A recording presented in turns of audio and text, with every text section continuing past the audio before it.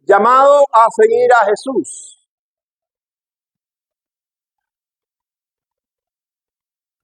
Ya, como dije anteriormente, llegamos al final de este estudio que durante más de 2 años hemos venido transitando a través del Evangelio de Juan. Y créanme, amados, que yo he sido muy edificado con el estudio de este Evangelio de Juan. No solamente a través de las partes que a mí personalmente me ha tocado exponer, sino con cada exposición hecha por cada uno de los hermanos que el Señor ha permitido estar aquí exponiendo su palabra. Da un poco de pena, inclusive, terminar el Evangelio de Juan. Saber que vamos a terminar me llena de pena, no sé. Deberíamos comenzar el mes que viene otra vez con Juan capítulo 1 y versículo 1. Pero yo sé que eso no va a ser posible. Hay otros libros de la Biblia y hay otros temas que tenemos que estudiar también. Ahora, volviendo a Juan, vimos la última vez que nos tocó estar en este capítulo, nos concentramos en los versículos 15 al 17. Donde el Señor Jesús, después de visitar a los hermanos que se encontraban allí en las orillas del mar de Tiberia, que se habían ido a pescar, se reunió con ellos y desayunó con ellos. Pero el Señor tenía una intención, lo vimos. La intención era buscar a Pedro y compartir con él este proceso de restauración. Pedro era un discípulo aventajado del Señor, un discípulo apasionado que tenía el Señor, un líder nato dentro de los 12 discípulos, era el que demostraba más características de liderazgo, de arrojo, de valentía. Y en un momento de debilidad humana, como todos los seres humanos la tenemos, Pedro cayó. Pedro cayó de tal modo se precipitó Pedro que negó al Señor no una, ni dos, 3 veces. No solo que le negó, sino que llegando un momento, viéndose asediado, impresionado, Pedro no solo lo negó, sino que maldijo. Esa caída de Pedro hirió su orgullo, su ego. Y Pedro se encontró, digamos que frustrado e incapacitado para seguir en el camino que el Señor le había trazado.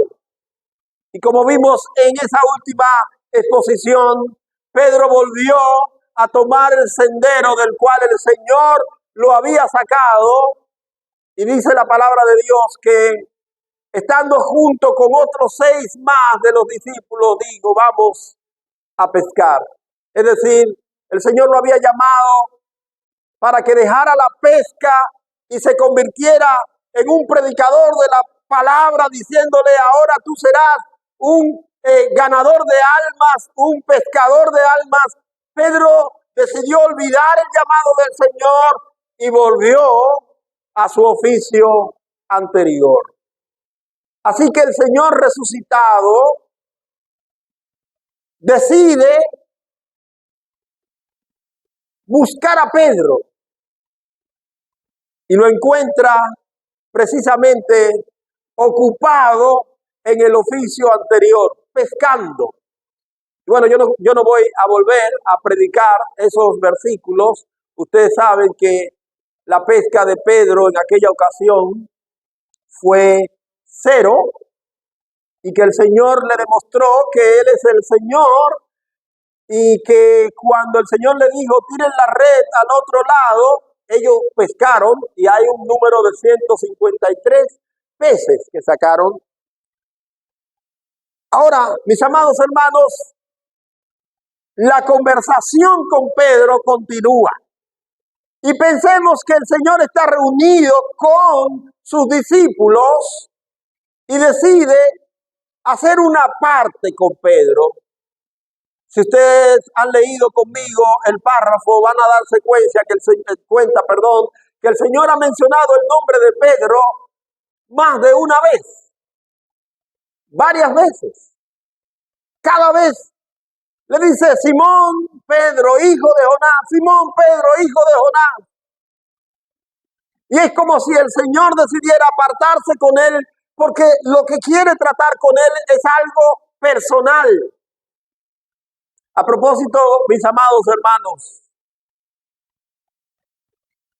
¿el Señor ha tratado contigo de manera personal en estos días? ¿Le has dado el chance al Señor de encontrarlo y hablarle personalmente y que el Señor te hable a ti, aunque sea recriminándote, corrigiéndote, redarguyéndote? El Señor ha hablado contigo de manera personal. Hago la pregunta porque todos nosotros necesitamos que el Señor nos hable de manera personal. No olviden que hay un grupo y que a pesar de estar en el grupo, el Señor decidió dirigir sus palabras no al grupo, sino a Pedro. Porque hay asuntos que aunque estemos de manera colectiva reunida, hay asuntos que el Señor quiere y necesita tratar con nosotros de manera separada y personal.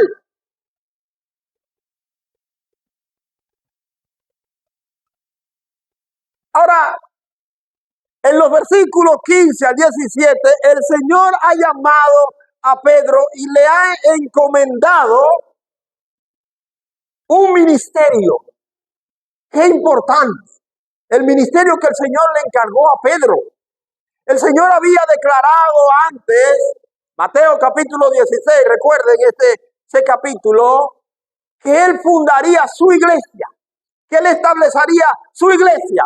Y había dado la promesa de que ni la puerta del Hades podrían prevalecer contra la iglesia. Y ahora en estos versículos 15 al 17, Él le estaba dejando el cuidado de su iglesia. Recuerden, la iglesia que sería vencedora aún en contra de los levantamientos del Hades. Y ahora Él le estaba encomendando a Simón Pedro el cuidado de su iglesia. ¿Qué ministerio más grande el que recibió Pedro? El Señor le estaba diciendo a Pedro, yo tengo que irme. Recuerden que es el Señor ya resucitado, unos momentos antes de ascender al cielo. El Señor ya no va a estar con ellos, pero la iglesia va a seguir. Y el Señor está diciendo a Pedro, Pedro, te vas a encargar de mi iglesia.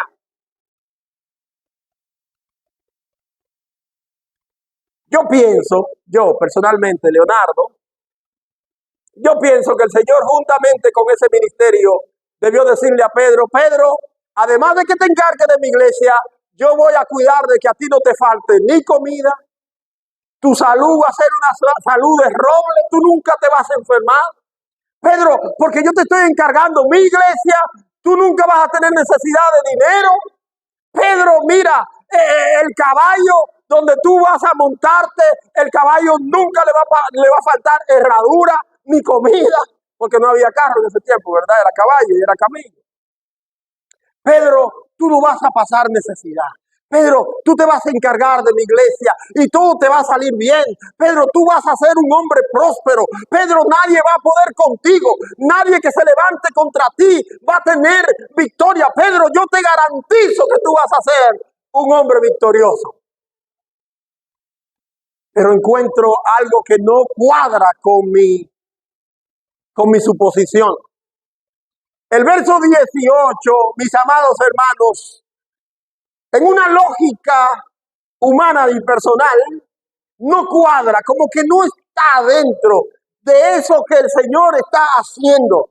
Porque el verso 18, el Señor sigue hablando con Pedro y como que le dice una mala noticia a Pedro.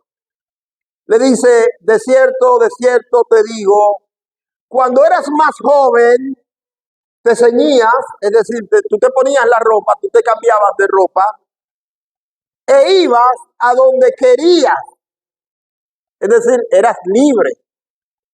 Mas, cuando ya seas viejo, extenderás tus manos y te ceñirá otro y te llevará donde no quieras.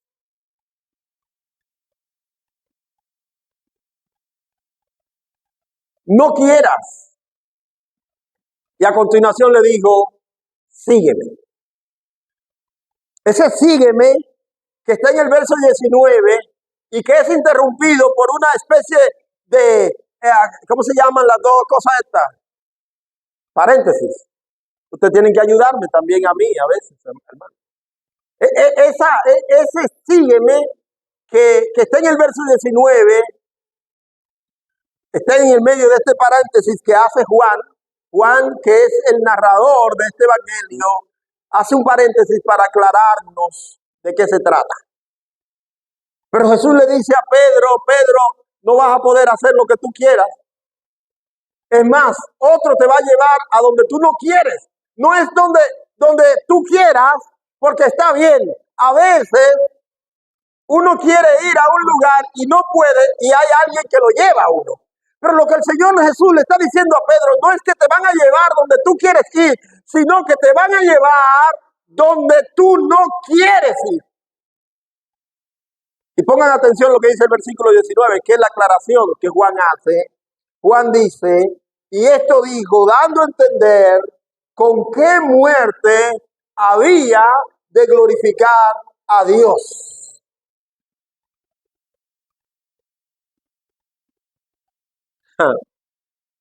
Somos llamados a seguir a Jesús, estamos conscientes de eso, estamos seguros de eso. A Pedro el Señor no solo lo llamó a seguirle, le encomendó un ministerio de suma importancia, pero también le dijo que debía hacerlo a pesar del sufrimiento y de la muerte. Y yo sé que este tema no es popular en la gente de mi generación.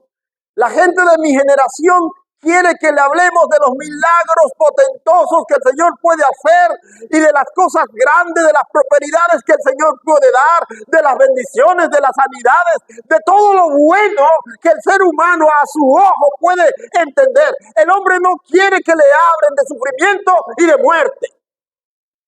Pero contrario a lo que el ser humano quiere, el Señor no solo nos llama a seguirle, sino que nos da con honestidad la verdad. La verdad es que en este mundo tendrán aflicción, pero confíen. Yo estoy convencido, yo leo muchos libros, mi trabajo demanda leer. Además de que aquí a mí me gusta leer.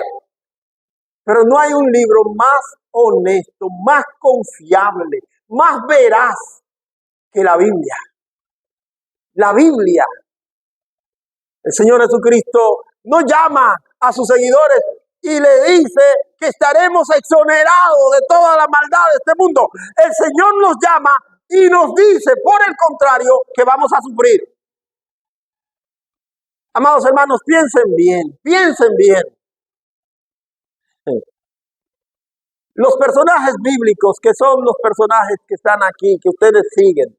El pastor Arturo está dando una serie de el privilegio de conocer a Dios, ¿lo recuerdan? Cuando a él le toca el domingo, siempre él habla del privilegio de conocer a Dios.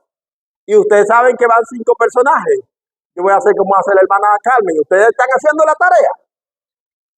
¿La están haciendo?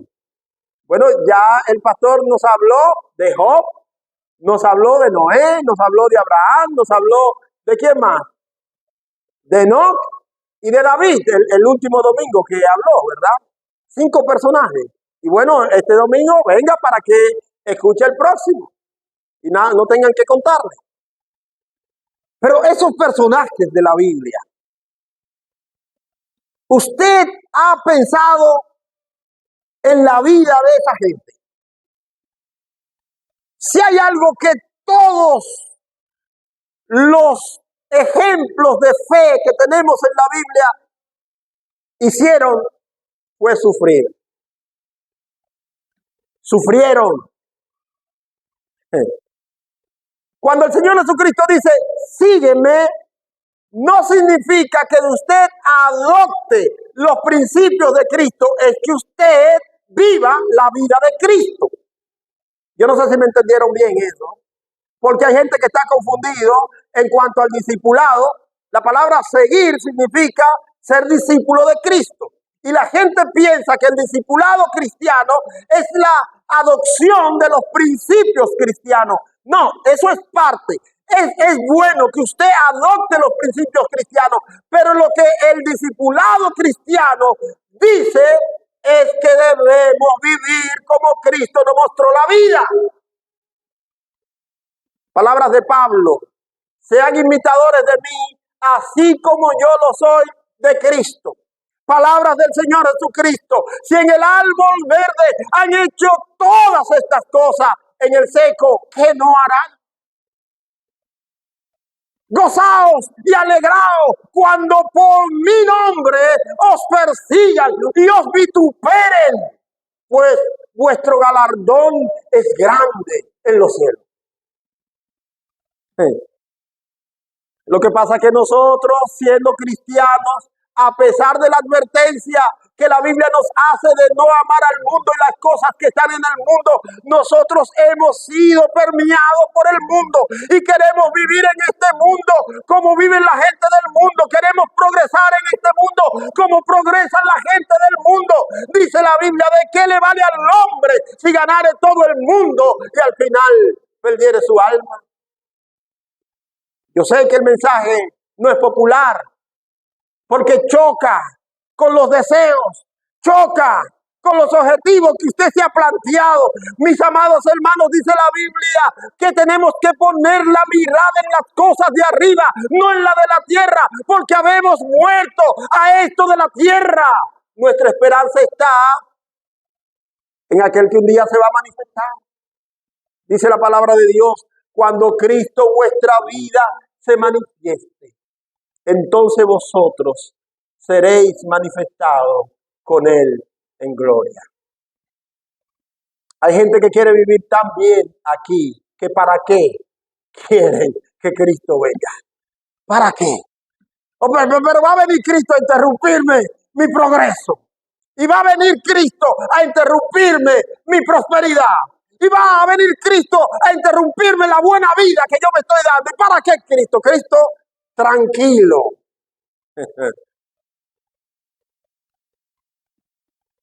Como el muchachito que tiene la novia, ¿verdad? Que es tan bonita la muchacha y él está tan deseoso de casarse, que cuando el predicador dice, Cristo puede venir esta misma noche, él dice, no, que se aguante un par de años más. Que se aguante. ¿Para qué va a venir Cristo a interrumpirme mis planes? Mis amados hermanos, la enseñanza es que seguir a Jesús es estar dispuesto a sufrir con Jesús.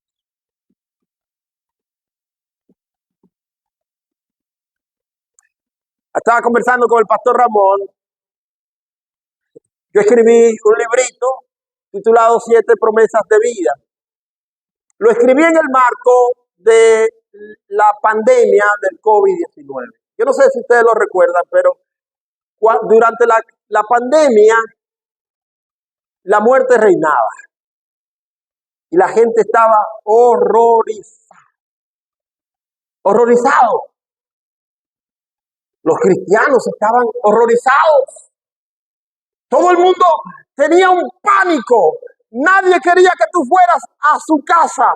Y ustedes recuerdan la mezcla que hacían de cosas. Y antes de tú entrar a una casa, tú tenías que darte un baño de menjuria, no sé, cosas raras. Y la gente no quería visitar a nadie. Nadie podía estornudar en público. No tenía libertad de estornudar. Y qué sé yo, si tú ibas en un autobús y alguien tosía, todo el mundo se tiraba antes que el autobús frenara. ¿Ustedes recuerdan eso? ¿O no? ¿O solamente yo lo viví?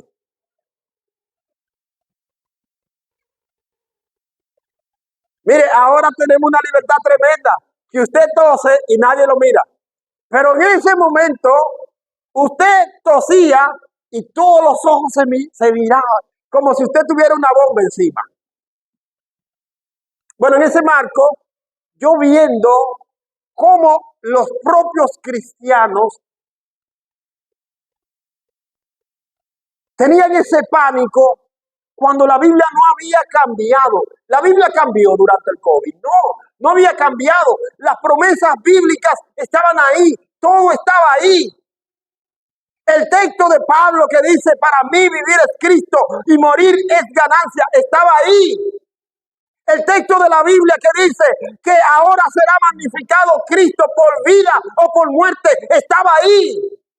El texto de Salmos que dice que este Dios es Dios nuestro y Él estará con nosotros más allá de la muerte, estaba ahí. No había cambiado la Biblia. Pero los cristianos están tan apegados a este mundo que la muerte los horroriza. No queremos sufrir.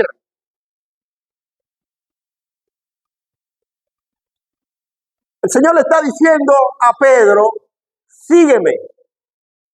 Pero el Señor que le está diciendo a Pedro, sígueme, es el Señor resucitado.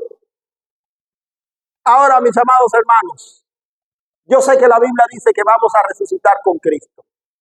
Pero cuando Cristo nos dice que le sigamos, hay que entender que Cristo antes de resucitar padeció. Y que después de padecer murió. Y que después de morir lo sepultaron. Para poder resucitar y ascender al cielo, tuvo que morir. Y cuando nosotros vamos a seguir a Cristo, Cristo nos está llamando a sufrir en esta vida, a ser muertos en esta vida, para que nosotros podamos resucitar con Él algún día y ascender al cielo donde Él está. La Biblia dice, Romanos capítulo 8. Estoy estudiando Romanos capítulo 8 porque tengo que exponer en el Retiro Nacional del Caballero de ese capítulo. Y hay una promesa de Dios tremenda allí. Y la Biblia dice allí que si somos hijos, versículo 16 comienza diciendo que el Espíritu da testimonio a nuestro espíritu de que somos hijos de Dios. Y el 17 dice, y si somos hijos, somos herederos de Dios y coherederos juntamente con gloria a Dios. Sí, pero el 18 dice, si es que juntamente con Él padecemos. Esa parte como que no la leemos, ¿verdad? Esa parte como que no está ahí. Sí, es verdad. Somos hijos de Dios. Y si somos hijos de Dios, somos herederos. Pero somos coherederos con Cristo. Pero si juntamente con Él padecemos, hermanos. Todos nosotros queremos la herencia que Dios tiene. Y cuando hablamos de esa herencia, nos regocijamos, nos gozamos, nos sentimos bien y decimos aleluya, gloria a Dios, que venga Cristo. Pero, mis amados hermanos, si juntamente con Él padecemos. El padecimiento está íntimamente ligado a nuestra condición de cristianos. No hay un personaje de la Biblia, no hay un seguidor de Dios que sea ejemplo para nosotros que no haya pasado por la aflicción y por la muerte. Estaba viendo una película sobre la vida de Policarpo. No es un personaje bíblico, Policarpo. Pero Policarpo, según la historia de la iglesia, fue pastor de la iglesia en Esmirna. Y Policarpo fue uno de los discípulos de Juan el apóstol. Y llegando a su edad más adulta, en un tiempo en que se proclamó al César como Dios sobre la tierra, se le pidió a Policarpo que debía hacer una declaración frente a su congregación de que el César era Dios. Y se negó. porque el César no era Dios. Y Policarpo sabía bien quién era Dios. Se le llevó a juicio y se le pidió que negara la deidad de su Dios y que proclamara a César como Dios para salvar su vida. Y Policarpo se negó. Durante 80 años Dios nunca me ha negado. ¿Cómo es que yo le voy a negar ahora? ¿Y sabe qué pasó con Policarpo? Un hombre de más de 80 años. Lo colgaron sobre un madero, pusieron leña debajo, encendieron un fuego y vivo, oiga, vivo, las llamas lo devoraron. Sufrimiento.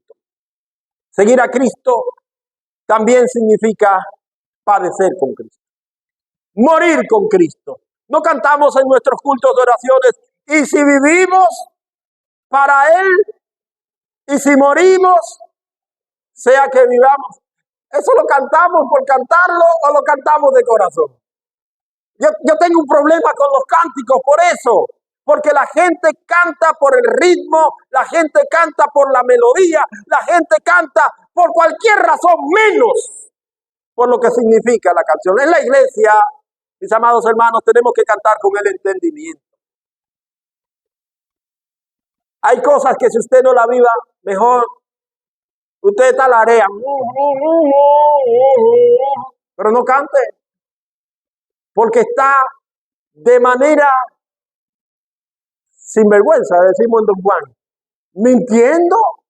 ¿Tú sabes lo grave que es mentir en un culto de adoración a Dios? Hermanos, ¿quién está con nosotros cuando estamos congregados? ¿A quién le estamos cantando? ¿A quién estamos alabando mientras cantamos? Y usted sabe que a Dios, frente al que lo sabe todo, usted cantando una mentira, usted es un vulgar mentiroso. Es más, si yo me diera cuenta, lo sacáramos de aquí. Lo que pasa es que yo no me doy cuenta. No, pero en serio, hermanos, tenemos que saber qué es lo que hacemos. A propósito, venga el martes que vamos a hablar de todo eso. Mi comportamiento en la iglesia del Señor. Todo lo que hacemos cuando estamos congregados tiene un sentido. Usted no viene a la iglesia por venir, por costumbre. Si usted quiere hacer eso por costumbre, vaya a otra iglesia. Usted sabe dónde es, la que está a la salida, cerca de Citrapico, Contrapico, ¿cómo se llama? Hay una iglesia ahí que es de tradición. Ahí las cosas son por tradición, por religión. Pero la iglesia cristiana evangélica, la gente que hace lo que hace, tiene que saber por qué lo hace. Note lo que dice el versículo 19, que es importante. Aunque son las líneas que Juan pone para explicarnos lo que Cristo dijo, es como un exégesis que Juan está haciendo, explicándonos lo que Cristo dijo. Él dice que Jesús le estaba hablando acerca de la muerte con que había de glorificar a Dios.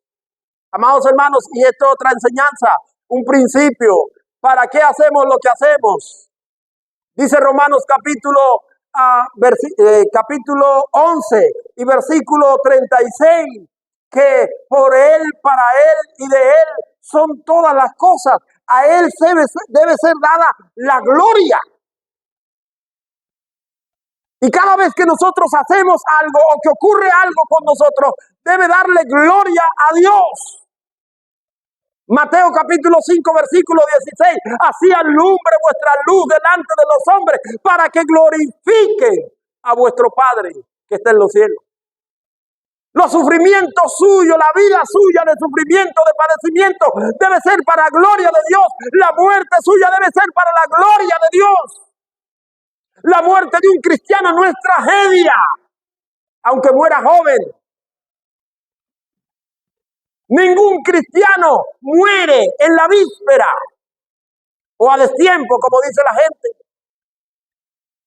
Los cristianos morimos para gloria de Dios. Los cristianos, debo repetirlo, los cristianos morimos para gloria de Dios.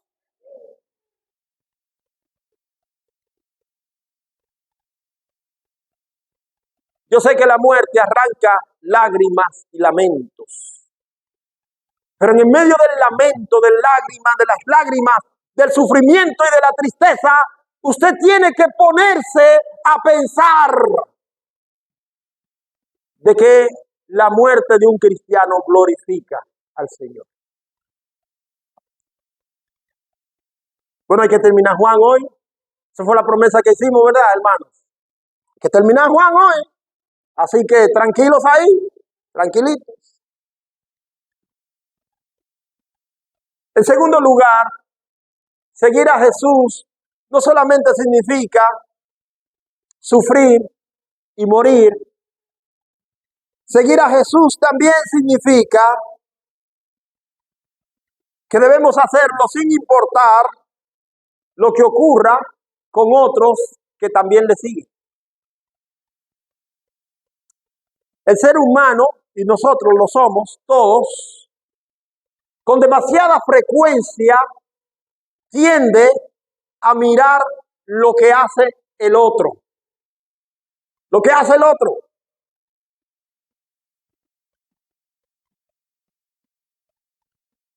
Un día me atrasé en el pago de la energía eléctrica. Se me olvidó pagar. Y llegaron frente a mi casa la camionetita de y me llevó un recibo y el muchacho muy amable me dice, pastor, mandaron a cortarle. Pero yo no le voy a cortar, mire el recibo, vaya y pague.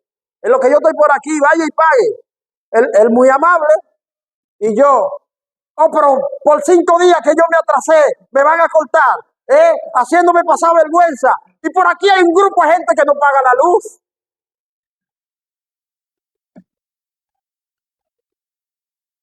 Oh, sí, yo hice eso, lo confieso. Eso es lo mismo que está ocurriendo con Pedro. Noten que Jesús está hablando con Pedro, le ha invitado a que le siga, y dice el versículo 20 que Pedro se volvió, ¿y a qué se volvió Pedro? Para ver que le seguía Juan, del quien habla el versículo 20, Juan, el discípulo a quien amaba Jesús. Entonces, Pedro voltea su cara, Jesús está hablando con él, le está dando profecía, porque Jesús le profetizó a Pedro de qué muerte iba a morir. Y Pedro lo que hace es mirar a Juan, no lo notan en el texto.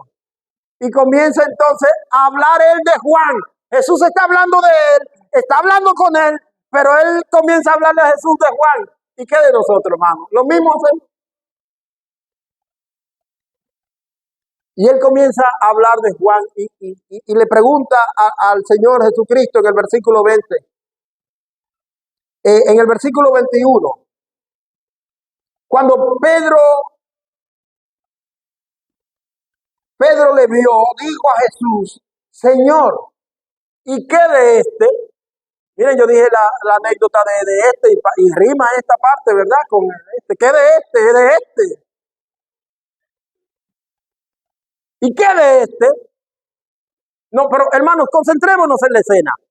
Jesús está hablando contigo, te está dando cosas importantes, te está diciendo cosas importantes, y tú comienzas a mirar al hermano Raimundo o al hermano Juan Francisco, y Señor, está bien, tú me estás diciendo que yo me voy a morir, que yo voy a sufrir.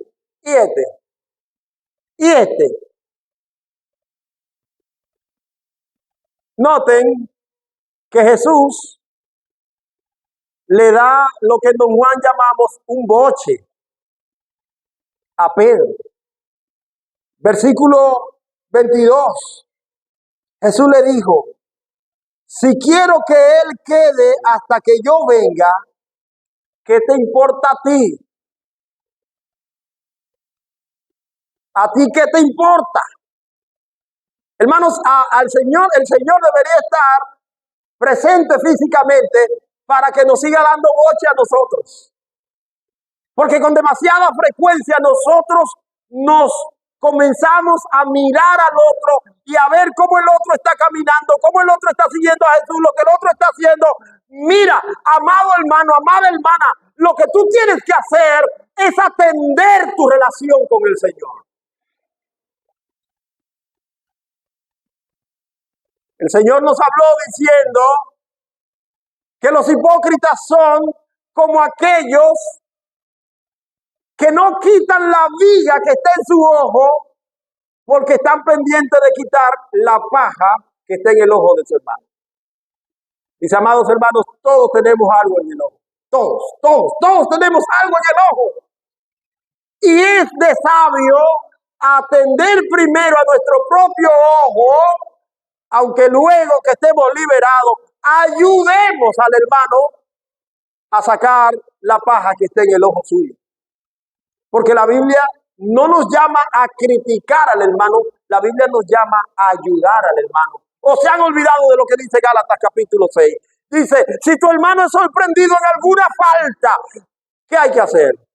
Ustedes que son espirituales, restáurenle con espíritu de mansedumbre. La vida cristiana, mis amados hermanos, demanda de nosotros atención y cuidado. Ocupaos en vuestra salvación con temor y temblor. No te ocupes en la salvación del otro antes que en la tuya. Tu vida personal con el Señor requiere de atención. Tú debes ponerte a cuenta con Dios y no atender tanto a lo que el otro hace, a criticar lo que el otro hace, a mirar mal lo que el otro hace. Ese otro tendrá que darle cuenta al Señor. Ocúpate tú primero en lo que debes hacer. Seguir a Jesús es atender nuestra relación personal con Él. La Biblia dice, puesto los ojos en Jesús, el autor y consumador de la fe. Finalmente, digan amén. Finalmente, el testimonio de la palabra es suficiente para que podamos seguir eficazmente al Señor. Juan va a utilizar una figura gramatical que se llama hipérbole. La hipérbole es magnificar un asunto para dar a entender, ¿verdad?, lo grande que es ese asunto. Por ejemplo, a usted le pregunta, usted fue a un evento y dice, le pregunta, ¿y fue mucha gente? Y usted dice, uy, ahí no cabía un alma. Esa es una hipérbole. Porque desde luego que sí cabían, no una, ni dos, ni tres, ni cuatro. Tal vez cabían 1000 almas. Pero usted quería darle a entender que sí, que había mucha gente. Y usted dice, ahí no cabía un alma. Esa es una figura que gramaticalmente es aceptable. Note que Juan dice que Jesús hizo muchas cosas. Versículo 25, ¿será? Dice, y hay también otras muchas cosas que hizo Jesús. Y note lo que Juan dice, las cuales si se escribieran una por una, y él dice, pienso que ni aún en el mundo cabrían los libros que se habrían de escribir. Y con eso cierra su libro. Bueno, en un sentido, es verdad que Jesús hizo tantas cosas que si se escribieran, no cabrían en este mundo las páginas, ¿verdad? Porque recuerden que aunque Juan está hablando de Jesús, el Dios encarnado, Jesús, el Dios eterno, es el que ha hecho todo lo que existe. Hebreos capítulo 11, versículo 3, dice que sin él, y Juan también lo dice en el principio de su evangelio, nada de lo que ha sido hecho fue hecho. Él es el que ha hecho todo el universo. Y nosotros conocemos solo una ínfima partecita de lo que existe en el universo. El universo es tan amplio como lo que no podemos llegar a pensar. Y todo lo hizo el Señor Jesucristo. Nosotros conocemos la Vía Láctea, que es nuestra galaxia. Y en ella tenemos 9 planetas. Está el Sol como estrella mayor. Y está la Luna, pero hay otras estrellas. Pero el universo es infinitamente grande. Bueno, ahora están estudiando en la escuela dominical el libro El forastero en el camino de Emaús. Y en alguna parte de ese libro, el autor nos va hablando acerca de lo grande del universo. Y cómo esta composición genial de un Dios que tiene propósito, ha colocado cada cosa en su lugar para tener equilibrio. Entonces Juan, los que nos quiere llevar es a la declaración que él anteriormente nos ha dicho acerca del testimonio de Cristo. En Juan capítulo 20 y versículo 30 dice que Jesús hizo muchas otras cosas, pero que estas que están aquí se han escrito como testimonio para que nosotros creamos. El fin de esta escritura es que creamos. En la primera carta que Juan escribió, en el versículo 1, dice: lo que hemos visto desde el principio, lo que vieron nuestros ojos, lo que hemos oído, lo que palparon nuestras manos tocante al verbo de vida. Lo que Juan quiere es que nosotros entendamos que la razón por la que las cosas están escritas aquí es para testimonio para nosotros. Y con eso cierra su libro. La Biblia, mis amados hermanos, es suficiente. Para que podamos seguir a Jesús, la Biblia es suficiente. No necesitamos de una demostración extrabíblica. Dios ha decidido revelarse a nosotros a través del testimonio de la Biblia. ¿Usted quiere saber de Dios? Lea la Biblia. ¿Usted quiere saber cuál es el final que usted tendrá? Lea la Biblia.